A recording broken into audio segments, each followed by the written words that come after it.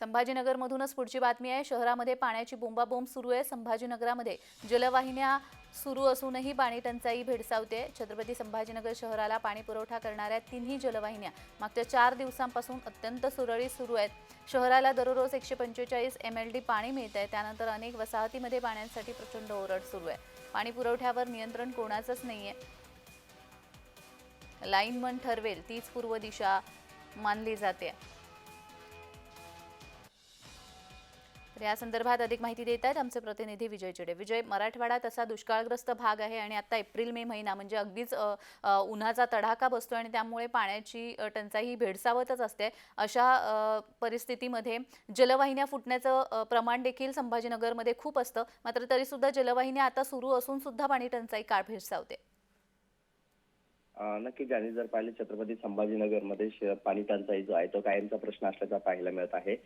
सातत्याने जे आहे ते जलवाहिनी फुटत असलेला प्रकार जो आहे तो छत्रपती संभाजीनगरमध्ये घडत होता। मात्र मागील 4 दिवसापासून जर पाहिलं छत्रपती संभाजीनगरच्या मुख्य पाणी पुरवठा करणाऱ्या तिन्ही जलवाहिनी जे आहेत ते सुरळीत चालू आहे। तरी देखील अनेक भागांमध्ये जे आहेत छावणी परिसर असेल किंवा बावसिंगपूर असेल या परिसरातील पाहिलं तर तब्बल 8 ते 10 दिवसाआड जे आहे ते पाणी मिळताना पाहायला मिळत आहे। शहरात पाणी सुरळीत चालू असताना देखील या भागांमध्ये जे आहे ते पाणी मिळत नाही। तर गुंठेवारी भाग जो आहे त्या भागामध्ये देखील टँकरने पाणी पुरवठा केला जातो।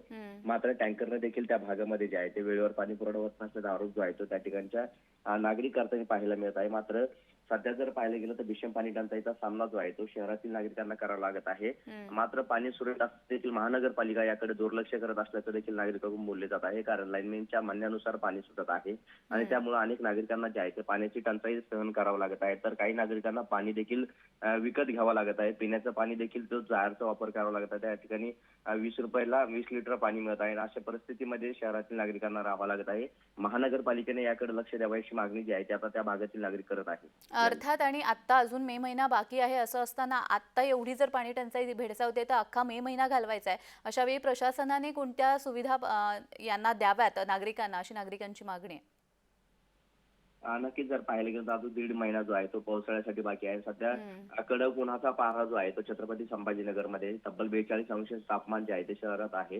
असं असताना देखील भीषण पाणी टंचाईचा सामना जो आहे तो नागरिक करत आहे। त्यामुळे आता 3 दिवसाआड पाणी पुरवठा करण्यात यावा किंवा 2 दिवसाआड पाणी पुरवठा करण्यात यावा अशी मागणी जी आहे ती शहरातील नागरिकांकडून होत आहे। आता महानगरपालिका हे पाणी सोडणार का हे पाहणं महत्त्वाचं असणार आहे। अगदीच धन्यवाद विजय दिलेल्या सविस्तर माहितीसाठी।